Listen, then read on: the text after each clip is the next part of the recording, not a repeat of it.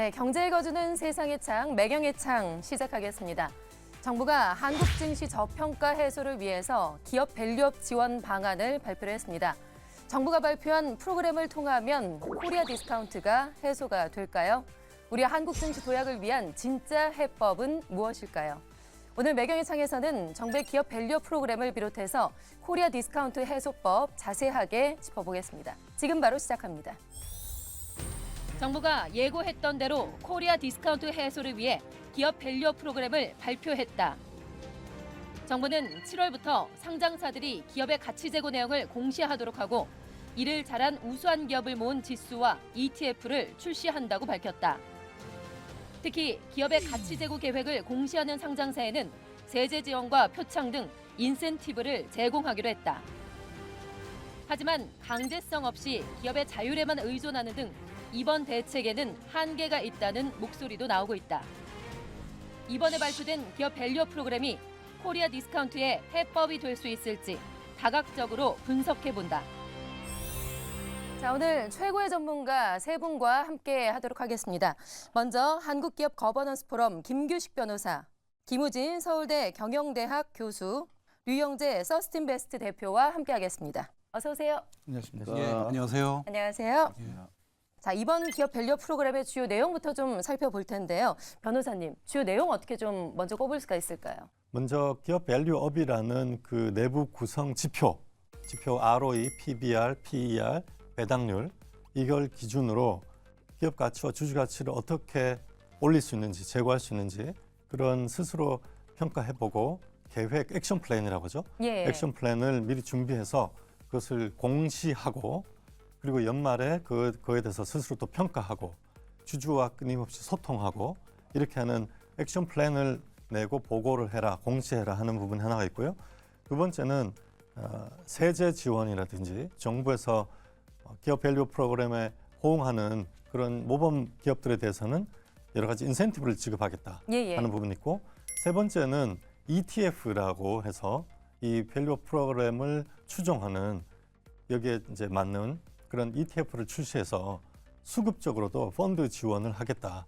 이렇게 크게 세 가지 정도로 볼 수 있고요. 한 가지 더 말씀을 드리면은 스튜어드십 코드라고 해서 네. 연기금들이 이런 기업 밸류 프로그램을 모니터링하고 여기 어떻게 인게이지 할 것인지에 대해서 좀 더 논의를 해서 차후에 개정을 하겠다라는 내용까지 그렇게 발표가 됐습니다. 이제 7월부터 공시가 들어가는데 이게 강제성은 일단 없는 거죠? 지금까지는 사실은 회사들이 이 밸류업이라는 거에 대해서 별로 인식이 없었고 이제 상장 기업인데도 불구하고 주주 가치에 대해서 별로 이렇게 신경을 안 썼었는데 이게 굉장히 중요한 거니까 너는 여기에 관심을 가져야 된다. 회사들이 영업이익까지만 봐요. 네. 우리가 단계순이익이 뭐 흑자 났나 적자 나 요까지만 보고 과연 그게 얼마만큼 밸류로 전환이 됐는지 우리 주가가 얼마인지 시총이 얼마인지 이런 것들은 경영진의 관심사항이 아니었어요. 근데 이제 이런 거 앞으로 우리가 봐야 된다. 굉장히 중요한 지표다. 잘못하면 뭐 감독원장 말씀하시지만 잘못하면 나갈 수도 있다. 이런 식으로 굉장히 여기에 대해서 이 인식을 회사들이 중요한 이슈라는 거를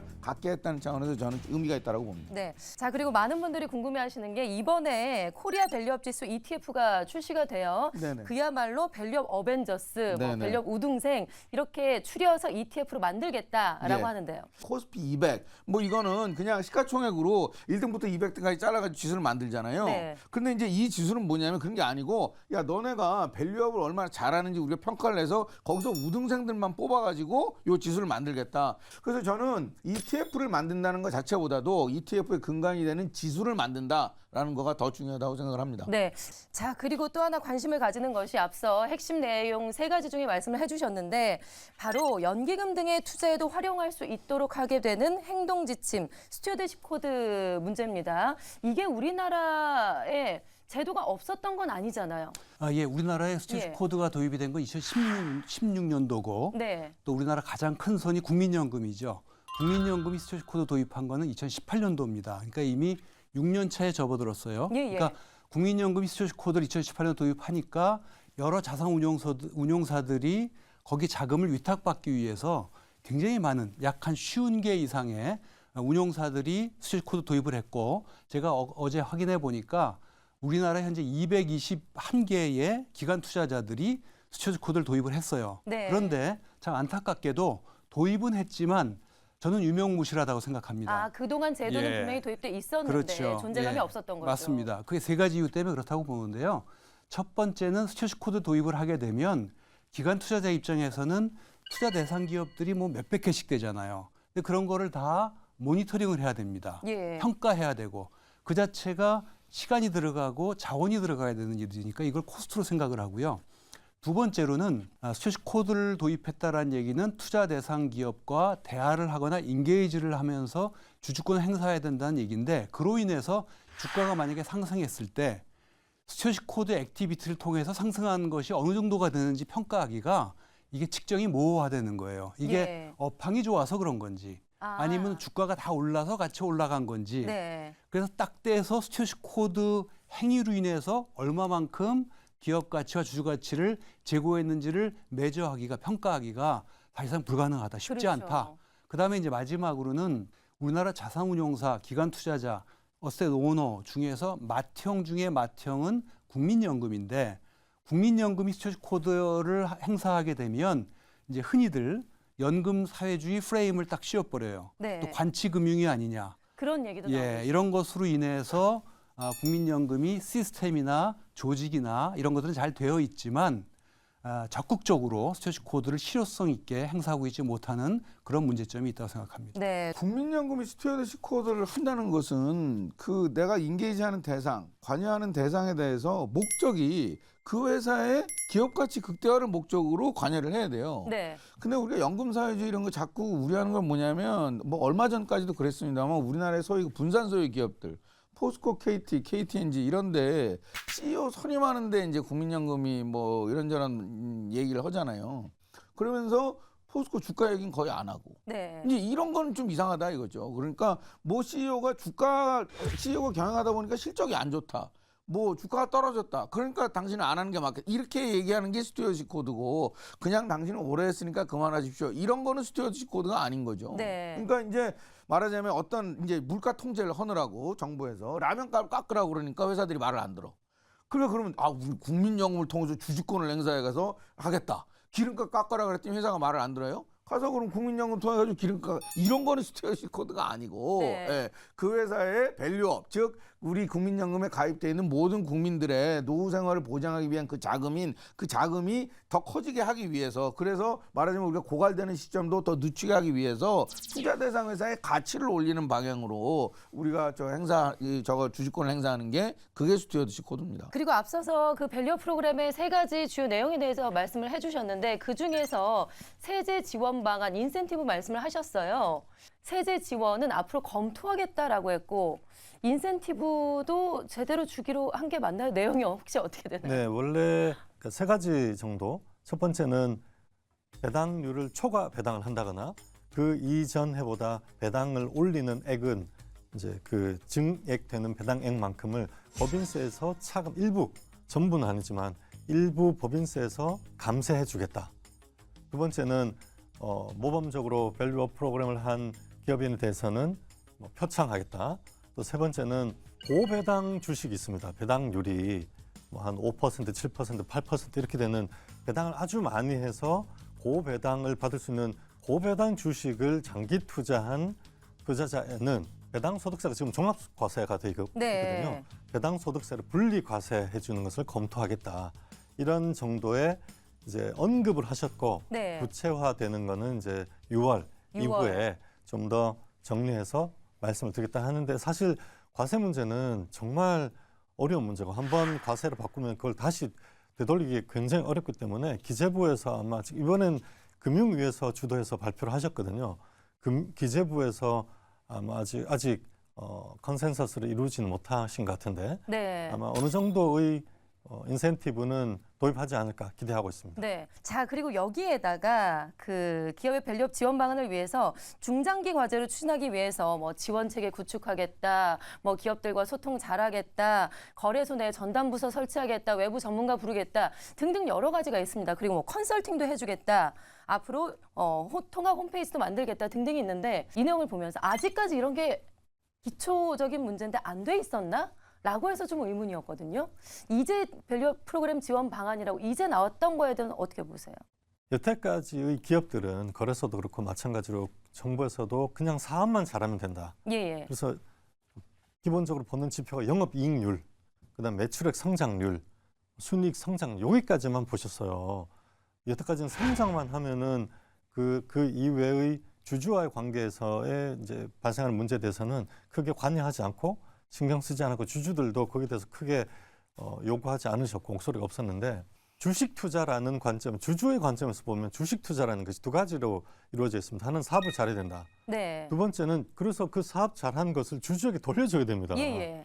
집주인이 월세를 오는 이유는 월세를 받기 위한 거지 그 세입자가 거기서 잘 먹고 잘 살게 하기 위한 건 아니거든요. 그거는 하나의 수단이고 나는 집을 월세를 오는 집주인은 월세 받으려고 하는 거잖아요. 네. 주식 투자하는 사람은 배당을 받으려고 하는 거지. 잘 되라고 투자했으니까요. 그렇죠. 그래서 기업이 잘 되면 당연히 잘 돼야 되니까 사업을 잘 하셔서 궁극적으로는 내가 그 주가가 오르든지 아니면 배당을 받든지 해서 주주 환원을 받기 위한 목적이잖아요. 예. 주주 환원이라는 목적 그리고 주주 가치의 제고라는 목적에 관련된 관심 내지 지표가 아예 없었어요. 이제 주주와 의사소통해야 된다. 물론 스튜어드십 코드라든지 그런 기본적인 가이드라인은 있었지만 지켜지지 네. 않았죠. 유명무실했었는데 드디어 정부가 나서서 이러한 주주와의 관계에서 발생하는 문제들과 메커니즘을 공정하게 바로잡겠다, 제고하겠다라고 하는 그런 취지에서 굉장히 의미 있는 내용이고요. 네. 그런 관점에서 주주와의 소통, 주주가 뭘 원하는지, 그리고 주주가 몇 %의 주주 환원을 원하는지, 그리고 우리 기업은 주주가 이제 그런 걸 평가할 거거든요. 당신은 굉장히 리스크가 높은 사업을 하고 있기 때문에 그에 상응하는 주주 환원율도 높아야 된다. 성장률도 높아야 되고 그렇다면 재투자하기 위한 재원은 어떻게 마련할 것이고 지금 뭐 주가가 이 정도 수준인데 그 어느 정도 수준 올라가기 위해서는 이 정도 플랜으로는 안 된다. 네. 그럼 누구를 영입할 것이고 등등의 굉장히 다차원적인 평가와 요구가 들어갈 거예요. 그런 이제 플랫폼을 네. 마련했다는 측면에서 굉장히 의미가 있다 이렇게 보고 있습니다. 네, 제가 뭐 이런 제도가 의미가 없다라는 의미는 아니고요. 예, 기초적인 기본적인 제도였던 것 같은데 아직까지 없었다라는 거에 대해서 좀 목소리가 높았습니다. 아니 제가 좀 또 부연을 하자면 그게 저희가 무슨 제도가 없어서 그랬다기보다 네. 이게 회사가 누구 거냐에 대한 인식이 아직까지 우리는 오너라는 말 아직도 막 쓰잖아요. 예. 그냥 우리가 오너라는 말 쓰는데 회사는 그분들 거라고 생각을 하잖아요. 상장 기업은 그렇게 하면 안 됩니다. 상장 기업은 이গু리 다 주주들이 있고 그러니까 이제 n분의 1이거든요. n분의 1. 네. 상장 기업은. 그러니까 이 그런 인식이 없었어요. 이게 상장 기업인데도 오너 막 그러니까 이분들 회사 돈 다 자기들 건 줄 알고 그러니까 뭐 주주한테 배당을 주는 거는 이거는 회사 돈이 밖으로 유출되는 거라고 생각하고 이제 그런 게 아니라는 거죠. 네. 그러니까 이제 그 가장 기본적인 주식회사의 기본 원리에 대해서 우리가 잘 인식이 없었는데 이번 기회를 통해서 한번 그거를 아주 기초적인 데서부터 다시 한번 정리를 하자라는 차원에서 의미가 있다라는 다고 변호사님이 말씀해 주셨다고 네, 생각합니다. 너무 네. 늦었죠. 많이 늦었죠. 늦었습니다. 너무너무 네. 늦었죠. 네. 네, 이제라도 그러니까 우리 소액주주들의 권익보호를 위해서 상법 개정도 이번에 추진하겠다라고 발표를 했거든요. 이 부분은 사실 법 개정이기 때문에 상당히 좀 오래 걸리지 않을까요? 내용이 좀 어떻게 되나요? 요게 사실 시장에서 기대했던 거랑은 조금 다릅니다. 지금 발표된 내용은. 예. 원래 이제 시장에서 크게 기대됐던 내용은 우리 지금 상법에 있는 그 이사의 충실 의무는 어떻게 돼 있냐면 회사에 대해서만 충실 의무를 부담하면 된다. 주주에 대한 게 아니고. 네. 그래서 이제 이참에 그거를 좀 명확하게 이사들이 회사라는 어떤 그런 가공의 실체를 떠나서 그 뒤에 있는 주주들의 이익을 보호해야 된다. 그렇다면 이제 한쪽의 주주의 이익을 침해하는 어떤 거래 행위가 발생했을 때는 이사들한테 책임을 물을 수 있겠죠. 네. 그런 방향으로 상법 개정이 추진되길 바랬어요. 네. 시장에서는. 근데 이제 이건 워낙 재계에서 반대가 심하기 때문에 이번에 검토는 거기까지 가지는 않고 이번에 나왔던 내용은 이제 물적 분할 예전에 이제 LG 엔솔 때문에 문제가 됐었던 네. LG 그 화학 반대 문제. 주주에게 LG 화학의 주주들이 나는 이걸 반대했어. 물적 분할. 근데 통과가 됐어. 그럼 내 주식 다시 LG 화학한테 사줘. 라는 거를 그 이제 주식 매수 시청권을 부여한다는 건데 이것도 사실 이미 상장 회사에 대해서는 이미 다 됐었고요. 네. 요거 이제 비상장까지 확대하겠다는 내용이라 엄청나게 새로운 건 아니고 그 다음에 이제 또 하나는 뭐 전자주주총회 도입하는 내용 상법에 이것도 이제 뭐 아주 새로운 건 아니고 네. 그러니까 이제 작년에 1년 동안 활동했던 법무부 상법 개정 특위에서 이미 논의가 됐던 내용이고요. 요번에 조금 새로운 건 뭐냐면 상법에 그 회사 기회 유용이라는 조문이 있습니다. 쉽게 생각하면 이제 일감 몰아주기 비슷한 건데요. 예전에 이제 글로비스라는 현대 글로비스라는 현대차의 물류를 담당하는 회사를 그걸 상장 회사의 자회사 형태를 안 만들고 지배주주의 개인 회사로 만들어서 거기다가 이제 일감 몰아주는 것들이 문제가 돼서 네. 지금 이제 사실 우리나라에서 나중에도 말씀드리겠습니다만은 이 대부분의 상장에서 벌어지는 문제들이 이런 거거든요. 대주주들이 개인 회사를 세워가지고 거기랑 거래하면서 상장 회사의 이익이 이제 글로 유출되는 것들이 많은데 그런 거를 하려면 어떻게 해야 되냐? 그 상장 회사의 이사회에서 그걸 승인을 해야 된다라는 네. 조문이 원래 있었는데.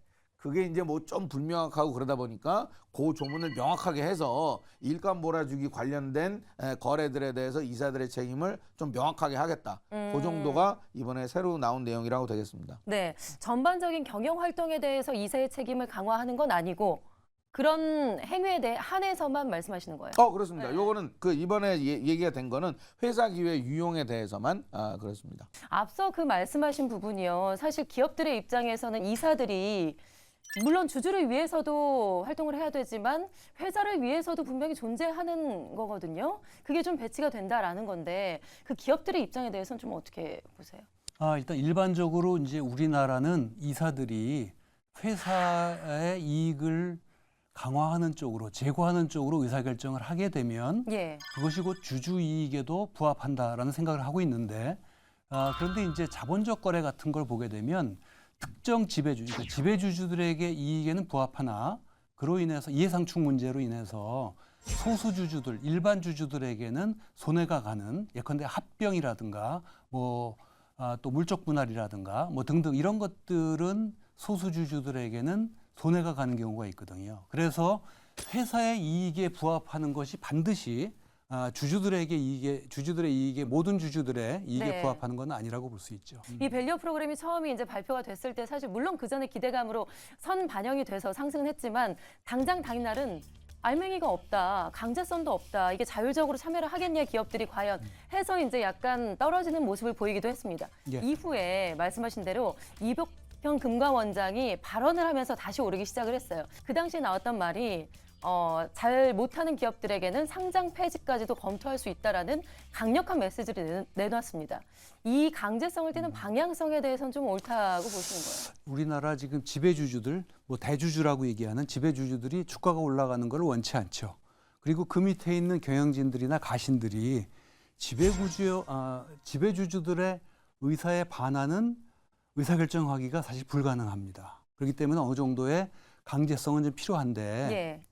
상장 폐지는 지금 저는 최후적 수단이라고 생각을 하고 먼저 공시를 정말 정교하고 아주 구체적으로 공시할 수 있도록 그러니까 우리나라도 지금 수년 전부터 자산 2조 이상은 지배구조 공시를 해왔고 올해부터는 5천억 자산 규모 이상은 의무 공시를 해야 되고 26년도부터는 코스피 기업이 지배구조 보고서를 발간을 해야 되거든요. 그런 것처럼 저는 이 밸류업 계획과 관련해서도 자산 규모에 따라서 의무적으로 공시하도록 하고 또 그 공시하는 템플릿도 좀 더 정교하게 해서 공시한다는 것 자체는 셀프 레귤레이션, 그러니까 자기 규율 효과를 가지니까 그런 면에서부터 먼저 시작을 하고 그 다음에 아까 스튜어디 코드도 마찬가지로 도입은 했지만 유명무실을 한 것도 스튜어디 코드 도입한 거에 대해서 감독 기관이 정말 코드 도입하고 홈페이지에 공시한 대로 실제로 스튜어디십 코드 액티비티를 하고 있는지 그런 거에 대한 감시 감독이 전혀 없거든요. 그런 것들도 좀 강화해서 기관 투자자들이 스튜어디십 워싱하고 있는지 이런 것들에 대한 저는 감독이 필요하다고 생각을 네. 하고 이런 것들이 먼저 1차적인 수단이라고 생각을 하고 그 다음에 이제 단계를 높여서 상장 폐지도 정말 심한 경우에는 갈 수 있다. 그런 여지도 좀 열어놔야 된다 생각합니다. 네, 여지도 열어놔야 된다. 자, 이제 3월이 되면 주주총회 시즌이 이제 시작이 됩니다. 변호사님, 이 기업의 현장에서 기업 밸류 프로그램의 효과가 바람을 좀 불러일으킬 수 있을까요? 어떻게 좀 전망은 하세요? 큰 바람을 일으킬 것으로 생각하고 있고요. 왜냐하면 주주들만 맨날 ROE 이야기하고 배당률, 주주 환원율 뭐 WCC라고 주주 요구 수익률 이런 거 하면 아 그런 거는 재무 이론가들이나 하는 얘기지 뭐 회사가 그런까지 신경 써야 되는 게 이런 반응이었단 말이에요. 네. 그런데 정부가 그게 아니라는 거예요. 경영진이 주주와의 그 약속, 주주 환원에 대한 약속을 하기 위해서는 당연히 ROE, 뭐 WCC, 뭐 ROIC, 주주 환원율, 성장률, 성장 전략 이런 것들을 니들이 지표를 보고 그래서 이것이 미흡하면은 왜 미흡한지 원인을 밝히고 거기에 대한 액션 플랜을 내서 연말에 그거에 대해서 보고해라. 주주에 보고해라라고 이제 어느 정도 가이드라인을 줬단 말이에요. 그럼 이번 주주총회에서는 주주들에게 그거에 대해서 나름의 물론 6월에 제도화되고 그 이후에 공시 의무는 아니지만 자율적 네. 공시 제도화는 6월이지만 이번 주주총회 3월 말부터 이루어지는 4월의 주주총회에서는 이게 아젠다가 안 될 수가 없죠.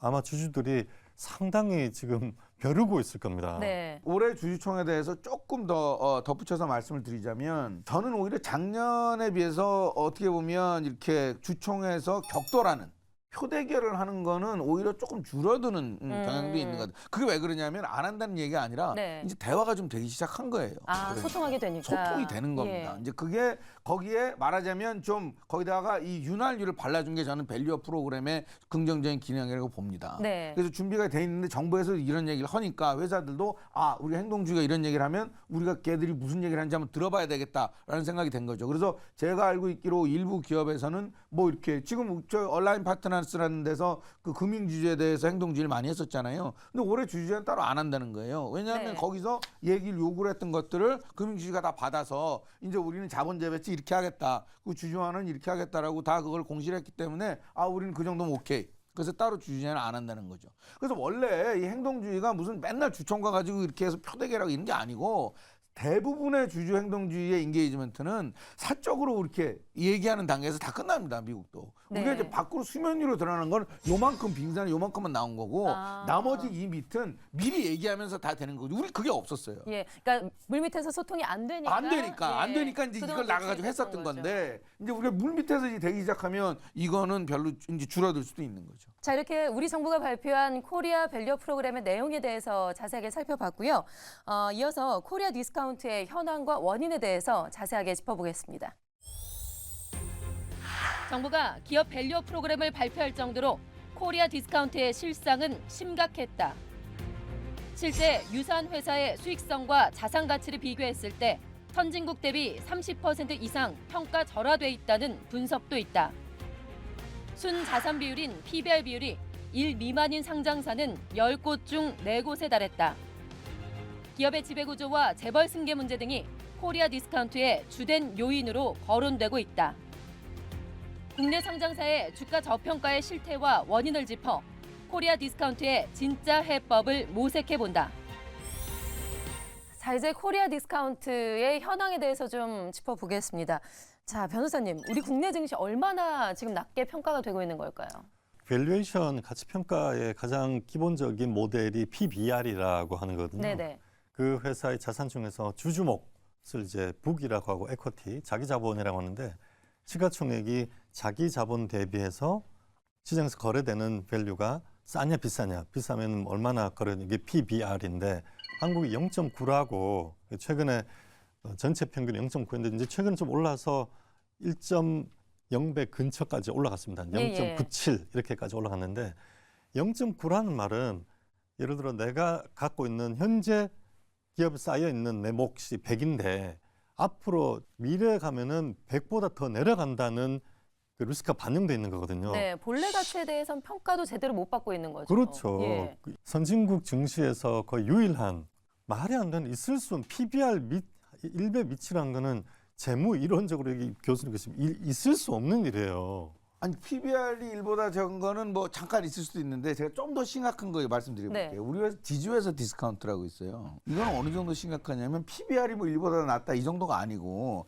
삼성물산이라는 회사가 있어요. 삼성물산이 삼성전자 주식을 막 갖고 있어. 그럼 삼성물산이 가지고 있는 전자 주식의 지분 가치가 있잖아요. 그 지분 가치하고 삼성물산의 시가총액하고 비교하면 뭐가 더 커야 돼요?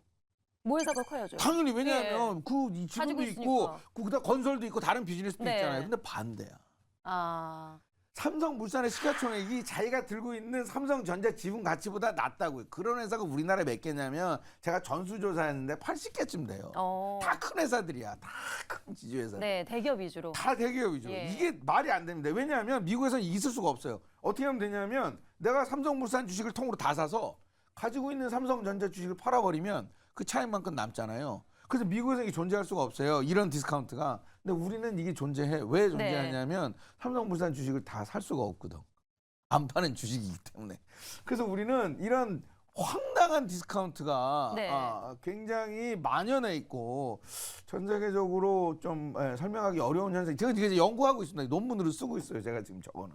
네. 그래서 너무 해괴해서. 너무 오랜 동안 이런 해괴한 이런 디스카운트가 이제 누적이 되어 왔죠. 네네. 네.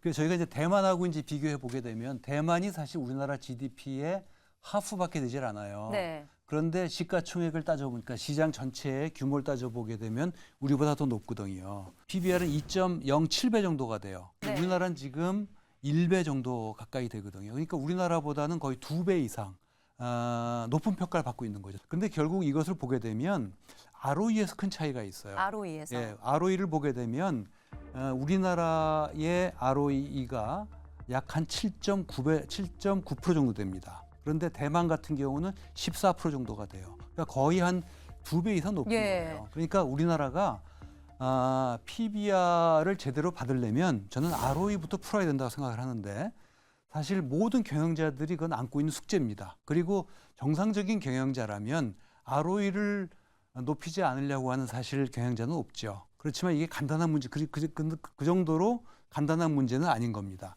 그러니까 ROE를 높이려면 기본적으로 현재 사업의 수익성을 개선해야 되고요. 그다음에 두 번째로는 새로운 어떤 경쟁력 있는 고부가 가치, 어떤 프로젝트라든가 사업을 계속 발굴해 내야 되고, 그다음에 이제 마지막으로는 정말 주주 환원율을, 우리나라가 지금 주주 환원율을 보게 되면 지난 10년 평균으로 보게 되면 우리가 30%가 안 되고 29% 정도 되거든요.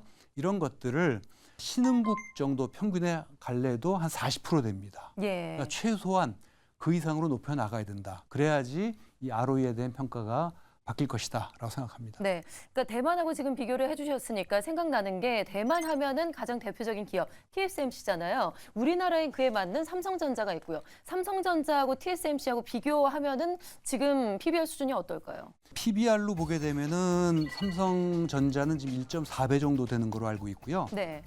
TSMC는 지금 6배 가까이 되는 걸로 알고 5.8배, 6배 가까이 되죠. 그러니까 뭐 엄청나게 네. 높은 평가를 받고 있다고 5배 이상 예, 정도 차이가 예. 나네요. 예. 말씀드렸습니다. 그러면은 쉽게 얘기해서 뭐 또 다른 기업들, 뭐 애플이나 테슬라하고 좀 비교해보면 어떨까요? ROE와 지속 가능한 성장률, 이게 펀더멘털이라고 하는데 기업의 가치는 결국 펀더멘털을 반영하는 거거든요. 애플은 자기가 이제 브랜드를 가지고 팔고 있는 회사고 그 밑에 세미컨덕터라고 하는 반도체 기업이잖아요. TSMC와 네네. 이제 삼성전자. 그래서 애플 투 애플로 비교하자면은 TSMC와 삼성인데 왜 삼성전자가 지금 TSMC가 시가총액 한 800조 정도 됩니다. 삼성전자가 한 450조 정도 되고 거의 2배 가까이 차이가 나는데 왜 이런 애플 투 애플로 이제 차이가 나느냐? 그리고 우리가 이제 그런 반도체 기업 그 제조 기업이 아니라 브랜드를 가지는 삼성전자도 브랜드 사업부가 있잖아요. 갤럭시라는. 네. 이 부분은 왜 애플에 비해서 이렇게 계속 디스카운트 되느냐라는 이제 그런 관점에서 이제 생각을 해봐야 되는데 일단 주주 환원율에서 애플과 비교했을 때 비교 안 됩니다. 주주 환원율이 애플은 90%고요. 삼성전자는 그래도 한국에 있는 대기업 중에서 가장 주주 환원을 잘해 지난 최근 5년을 보면 한 50% 정도 됩니다. 네. 주주 환원율이. 주주 환원율에서 이렇게 디스카운트가 많이 됐다. 이건 아니고 두 가지인데 하나는 지배구조. 네. 거버넌스가 앞으로 어떻게 바뀔지 모르겠다. 지금도 지주사 체제가 아니잖아요. 사실은 지주사 역할을 하고 있으면서 지주사 체제가 아니기 때문에 앞으로 어떤 식으로 이게 바뀌어 나갈지 모르겠다고 하는 불확실성. 이게 누르고 있고 두 번째는 성장 전략이에요. CEO 석세션 플랜이 지난 삼성전자가 10년 이상 온갖 그런 뭐 혼란과 나라가 그냥 뭐 혼란에 그래서 대통령 파면되고 이재용 회장은 구속돼서 징역 살고 네. 이런 일이 있었잖아요. 그 사이에 TSMC와 하이닉스는 뭘 했느냐? 아주 최근에 이제 인공지능이라고 하는 완전히 새로운 시장에 대응해서 기술 개발하고 제품을 만들고 그래서 파운드리 부문이 이제 원래 TSMC 잘했지만 삼성전자가 올라가다가 초격차가 나버렸고요. 지금은 이제 파운드리에서 완전 초격차가 났고 HBM이라고 하는 인공지능용 반도체에서도 원래 삼성전자가 더 앞서 나가다가 하이닉스 역전돼서 지금도 초격차가 나 있단 말이에요. 결국은 삼성전자가 애플 그리고 TSMC 이런 기업에 대해서 디스카운트 되어 있는 이유는 궁극적으로는 거버넌스의 문제, 리스크. 두 번째로는 성장, 그와 파생돼서 그 10년 동안 이재용 회장과 그 삼성그룹의 수뇌부가 R&D와 기술 트렌드가 어떻게 바뀌는 이런 데 신경 쓸 수 있었겠습니까? 네. 못합니다. 그래서 결국은 거버넌스의 이런 파열음 문제, 우리는 어떻게 거버넌스를 석세션 해야 되는가에 대한 프로토콜이 마련되어 있지 않은 이런 혼란 덩어리 속에서 삼성전자가 글로벌 경쟁에서 뒤처져 버린 거예요. 이미 TSMC, 하이닉스, 뭐 엔비디아 이런 선점 업체들이 이렇게 치고 나서 삼성전자 이제 여기 이제 진입을 해야 되는 상황이란 말이에요. 예전엔 삼성전자 선점에 있었는데 네. 물론 삼성전자는 저력이 있기 때문에 결국은 그 주요한 메이크 플레이어로 진입이 될 거지만 우리가 지난 10년 동안 잘했다면은 지금은 삼성전자의 시가총액이 800조, 1000조에 틀림없이 가 있었을 거라고 저는 확신하거든요. 그런 점에서 진짜 뼈아픈 상황이다 이렇게 말씀드리겠습니다. 그러니까요. 사실 앞서서 말씀하시면서 한 번씩은 다 언급을 해주셨어요. 그만큼 심각하다라는 건데 코리아 디스카운트의 가장 큰 원인 결과적으로는 이 지배구조, 우리나라 지배구조의 문제다라고 말씀들을 해주시는 것 같습니다. 좀 더 구체적으로 보태실 말. 네, 제가 좀 구체적으로 말씀드리겠습니다. 네. 한국에서 지배구조하면 자꾸 사람들이 이게 지분도 해가지고 뭐 무슨 삼성물산에서 삼성전자 소유구조 이렇게 막 이재용 회장이 가지고 있는 주식이 몇 프로고 막 보험업법상 삼성생명이 가지고 있는 전자주식 팔아야 되고 뭐 이런 거를 지배구조라고 막 자꾸 생각을 하시는데 지배구조가 뭐 그런 것도 있지만 원래 거버넌스라고 하는 거는 투자자 입장에서 보는 거고요. 투자자가 돈을 냈는데 얼마만큼 돈을 잘 받을 수 있을 것이냐 원리금을 이게 거버넌스예요. 이게 거버넌스. 특히 상장 기업에 있어서는. 그러니까 우리나라가 지배 구조가 안 좋다는 것은 무슨 순환 출자가 있어서 불투명한 지배 구조 뭐 불투명하다고 말하는데 그게 아니고 그냥 투자자 보호가 안 된다가 지배 구조가 안 좋은 거예요. 네. 같은 얘기입니다. 투자자 보호가 안 된다는 건 뭐냐면 아까 계속 말씀 나눴지만 다양한 수익거래, 자본거래를 통해서 상장회사의 이익이 지배주주 쪽으로 나가는 게 그게 지배구조가 안 좋은 문제랑 직결되는 이 얘기고 같은 얘기입니다. 그게 다. 그래서 한국이 이제 그 부분이 굉장히 취약하기 때문에 법원에서 거기에 대해서 잘 인정도 안 해주고 그래서 그게 이제 가장 근원적인 이유라고 생각을 하는 거죠. 저도 한 말씀 덧붙이자면 2015년도로 기억이 됩니다만 현대자동차가 한전 그 삼성동 부지를 10조 이상의 돈을 가지고 지불하고 그걸 매입을 했는데 그 결정이 있고 나서 제가 한 2년쯤 있다가 유럽 4개국의 기관 투자자들을 한 20여 군데를 만나는 그런 비즈니스 트립을 다녀왔습니다. 저한테 현대차의 그 삼성동 부지 매입에 대해서 엄청난 격한 그런 그 불만을 갖다가 표출하시더라고요. 한 투자자는 현대자동차가 17년을 보유했다고 그래요. 네. 그런데 그 의사결정을 보면서 매각했다고 그러더라고요. 왜냐하면 자기는 현대자동차의 그 미래 모빌리티, 자동차 산업을 보고 투자를 한 것이지 부동산을 보고 투자를 한 건 아니다. 그리고 그 당시에 이제 자동차가 내연기관차에서 전기수소차라든가 또 자율주행이라든가 또 전고체 배터리 등등 이런 투자할 부분들이 굉장히 많은데 그런 데서도 부족한데 그런 부동산 투자를 했다는 거에 대해서 분노를 느낀다라고까지 얘기하는 투자자도 봤어요. 예. 그래서 더더욱더 중요한 건 뭐냐면 그 의사결정이 이사회가 1시간도 걸리지 않고 그 의사결정을 했다는 거죠.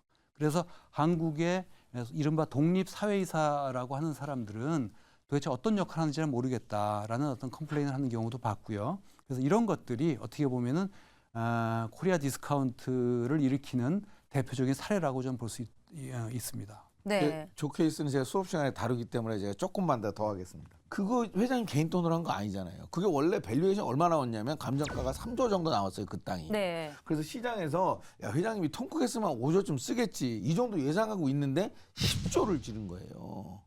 그게 난리가 났지. 이게 근데 개인 돈으로 한 게 아니잖아요. 이게 다 상장회사 돈으로 한 거거든. 그렇죠. 상장회사 현대자동차, 기아자동차, 현대모비스 이 트로이카가 그날 주가 얼마 빠졌냐면 하루에 8% 9%씩 빠졌어요. 하루에. 방금 대표님 잘 말씀하셨지만 그 외국 투자자들이 보고 얼마나 황당했겠습니까, 진짜 그게. 아니 내가 왜 갑자기 나는 현대자동차 미래 모빌리티 투자했는데 부동산을 3조짜리 나온 걸 10조 산다고 그래가지고 하루에 8% 9%가 빠져버리니까 있을 수 없는 일인 거죠.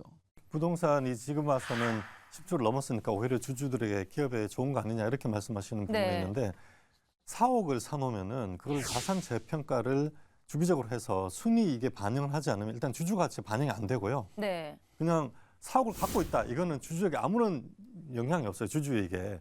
두 번째로는 그 4억을 많이 갖고 있으면 ROE가 내려갑니다. 자본이 커지기 때문에. 원래 주주에게 배당을 해야 되는 돈을 보유한 거, 사내 유보한 거예요. 예, 예. 그럼 ROE가 내려갑니다.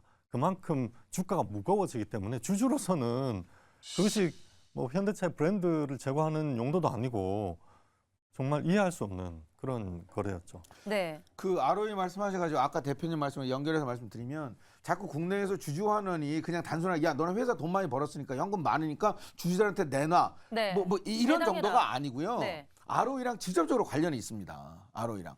왜냐하면 ROE라는 게 영업이익 나누기 자기 자본이잖아요. 근데 우리가 계속 왜 ROE가 낮아지고 있냐면 영업이 안 돼서 그런 것도 있지만 영업은 그대로 있는데 번 돈을 계속 쌓아놓기 때문에 자기 자본이 계속 쌓여요. 그러니까 분모가 커지는 거예요. 예. 그러니까 ROE가 점점 계속 낮아져요. 그러면 주주환원을 하면 어떻게 되냐면 분모가 줄어들어.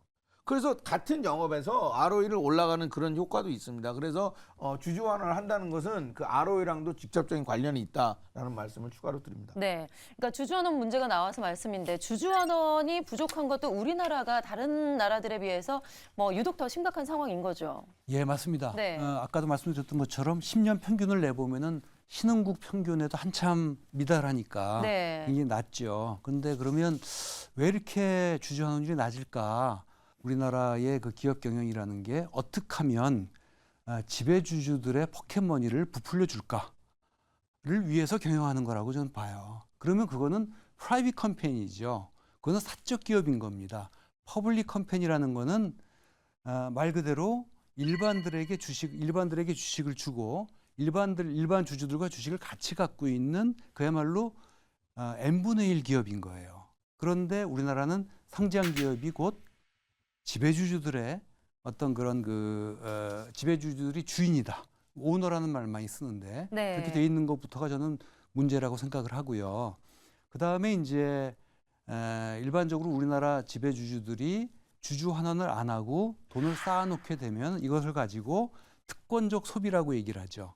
예를 들어서 고액 연봉을 받는다든가 사치스러운 사무실을 쓴다든가 여러 가지 영향력을 확대하는 또 터널링을 한다든가 그런 것으로 이것이 활용되는 것으로 이제 사용이 되기 때문에 이 특권적 그 소비 문제가 저는 우리나라 상장 기업의 또 터널링과 더불어 굉장히 중요한 이슈라고 생각합니다. 그런 것들이 주주 환원율 제고를 저해하는 이유들 중에 하나라고 생각합니다. 네. 자, 그리고 변호사님, 기업들의 이사회 문제도 좀 문제점으로 지적이 되고 있는데 이사회가 거수기 노릇에 지나지 않는다. 경영에 대한 어느 정도 책임도 좀 져야 된다. 이런 이야기도 나오고 있거든요. 결국은 거버넌스라는 게 투자자와 회사 간의 관계거든요. 여긴 두 가지가 있는데 하나는 투자자가 사업을 잘 하도록 감시 감독해야 됩니다.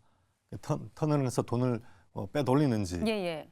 감시를 하고 그리고 그것을 그렇게 하지 못하게 사업을 잘하고 그걸 주주들에게 올바로 돌려주는지 이걸 이제 감시 감독하고 그걸 관철시키는 그 역할을 하라고 돼 있는 조직이 주주가 선임한 대리인으로서 이사회거든요. 네네. 이사가 누가 선임하냐면 주주가 선임한단 말이에요.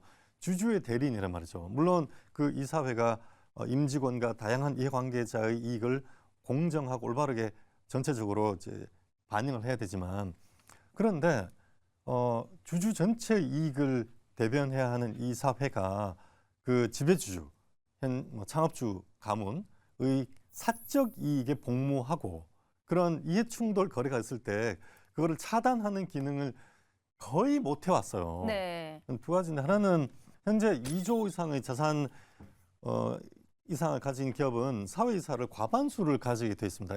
한국의 상법이 그 조문 자체로 보면은 굉장히 뛰어난 나라예요. 일본보다도 훨씬 더 일찍 도입을 했는데 그럼에도 불구하고 그 사회이사의 추천과 선임이 그것이 결국은 지배주주가 한다는 거죠. 네.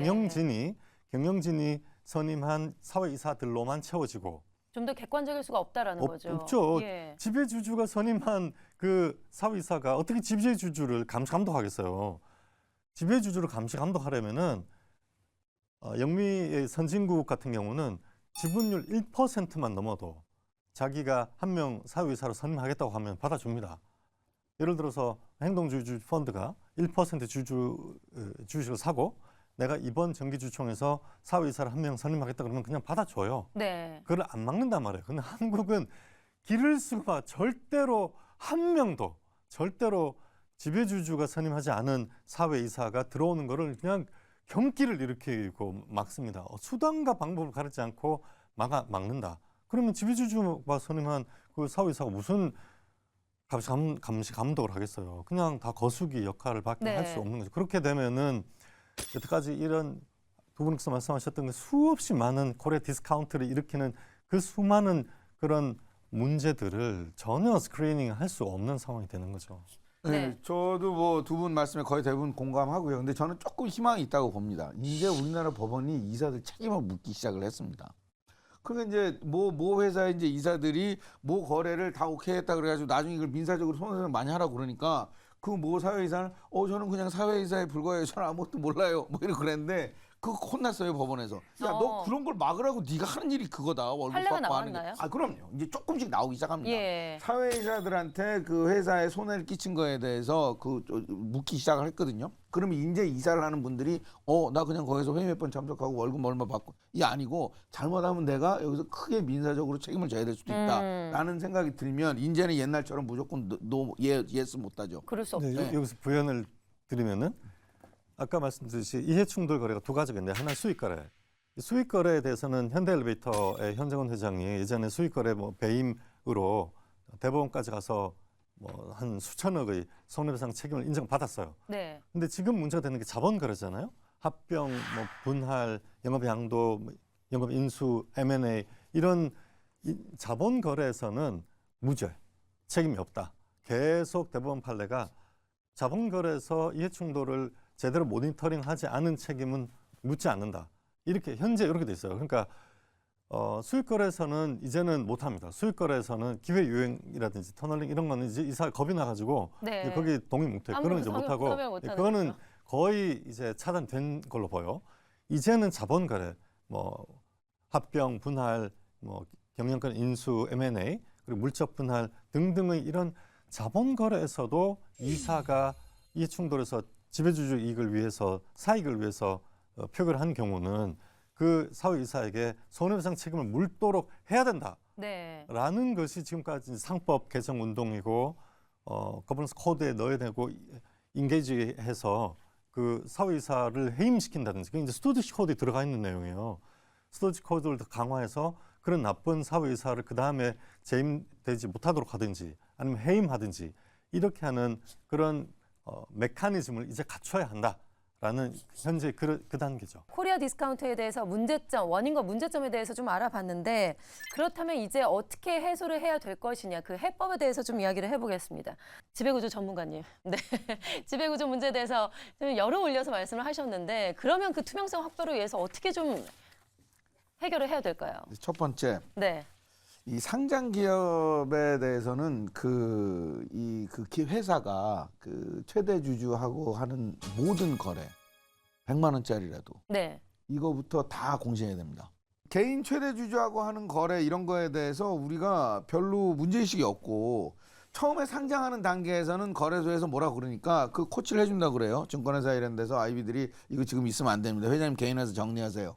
근데 이제 상장을 했어요. 그럼 이제 그게 스멀스멀 다시 생긴다는 거지.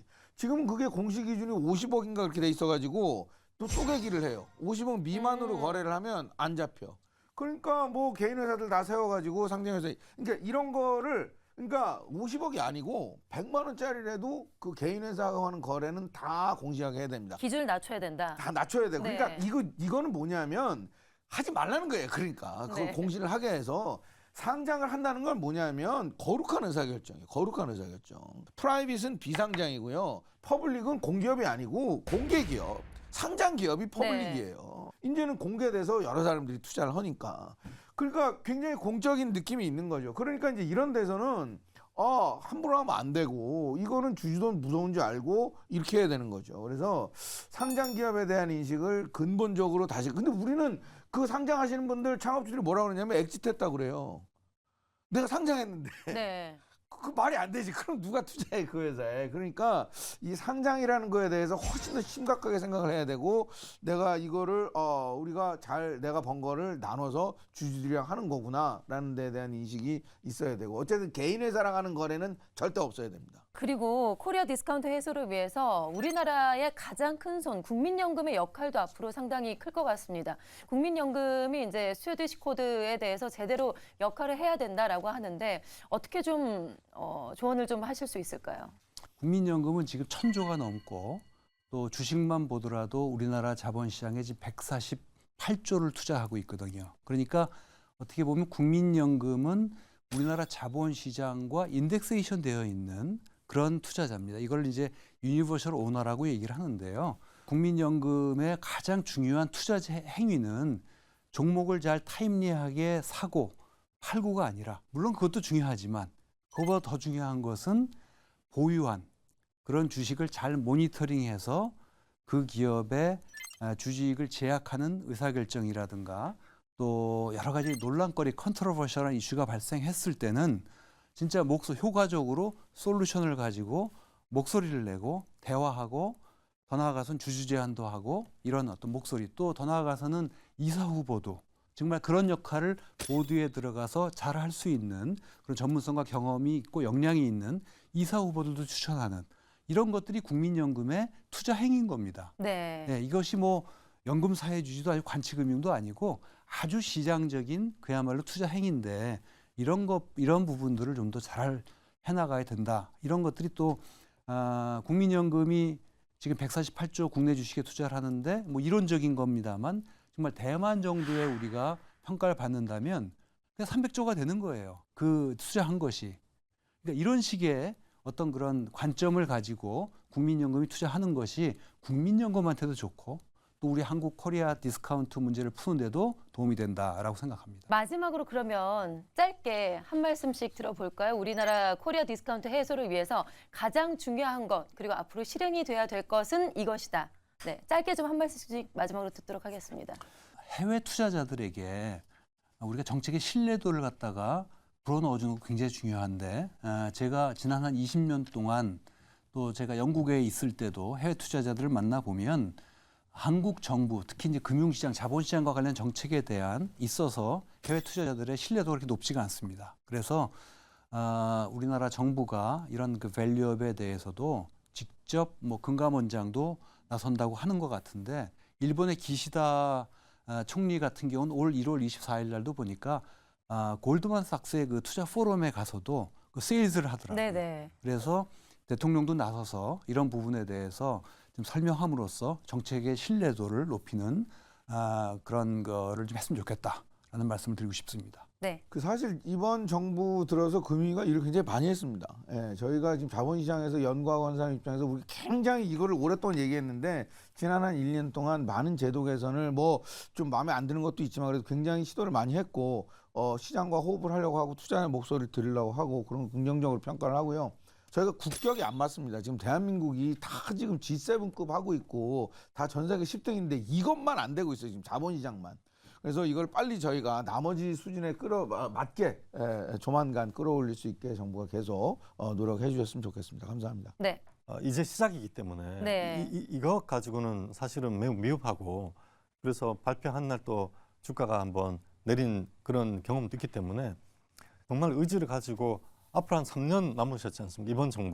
이번 정부가 좀 더 강한 의지를 가지고 좀 더 힘을 내주셨으면 하는 그런 바람 간절합니다. 네, 알겠습니다.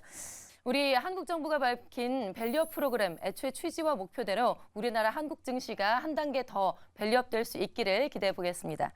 자, 경제 읽어주는 세상의 창, 매경의 창 오늘은 여기까지입니다. 함께해 주신 세 분 감사드리겠고요. 저희는 다음 주 이 시간 다시 돌아오겠습니다. 함께해 주신 여러분 고맙습니다.